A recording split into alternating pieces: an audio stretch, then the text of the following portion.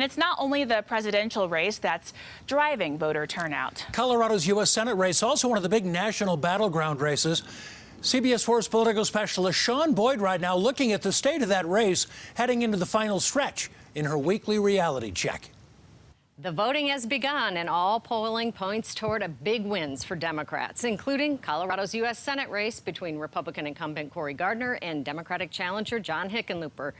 But we've seen Election Day surprises before, so let's check in with two guys who have their finger on the pulse of the electorate, right? Like that? All the time. Democrat Mike Dino, Republican Dick Wadhams. Let's get your predictions on this. Question to both of you. The latest polls show that this race between Hickenlooper and Gardner is within 10 points, with Hickenlooper leading here. In the face of such strong headwinds, can Gardner really pull off a win here, Mike? It's going to be tough. And what makes it tough, 6 years ago, 110,000 more Republicans voted than Democrats.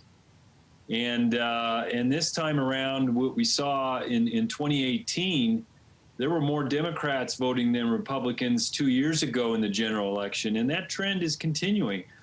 You know, Cory might have some enthusiasm, but the reality is he needs his voters to show up if they're out there.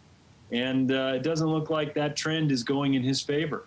So, Dick, I mean, this really is going to be about turning out, right? It is. And the Republican, that gap that Mike alluded to, I think will narrow. In fact, I'm sure it is, because there still is a great deal of enthusiasm among Republicans for both the president and Cory Gardner. But I'm not going to kid you or anybody else. Trump is a liability to Cory Gardner right now. And it comes under the heading of life isn't fair and neither is politics. Because Cory has run a magnificent campaign. He's probably one of the best candidates we've ever fielded for statewide office in decades. And John Hickenlooper, in my opinion, has been a miserable candidate with a campaign to match. And yet he might win this race. I'm not ready to say it's definite, but he might win this race solely because of the national political wins.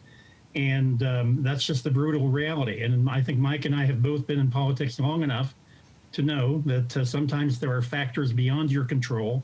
And in this case, that's the case with Cory. So let's talk about how the opening on the Supreme Court might impact this race. The confirmation hearings took place this week. Dick, was there anything that you heard that you thought might help or hurt Gardner or Republicans in general? Well, national polls show that the support for Amy Coney Barrett has risen dramatically as the nomination has been more exposed to the electorate and as she has performed this week. I think she's terribly impressive.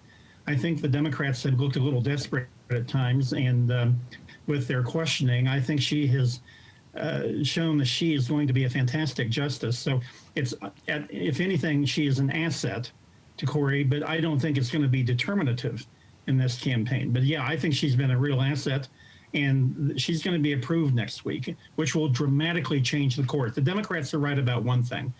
The Supreme Court is going to be dramatically different with her on the court. Mike, there's really not much Democrats can do to stop this confirmation at this point, but it does appear that they're using it to mobilize the base, right? Yeah, definitely. I think this nomination motivates the most ardent parts of each party. Certainly on the right, the conservatives are getting what they want, and it reinforces why they supported the president. And the Democrats, particularly the most liberal, are like, this is why we got to get rid of him. But I think for folks, a lot of people aren't paying attention to it. I think, again, it comes down to the personality race between the president and Joe Biden. It really will come down to, do they want to retain the president? And I think that's still the big question when people are going in to vote. It is a big question.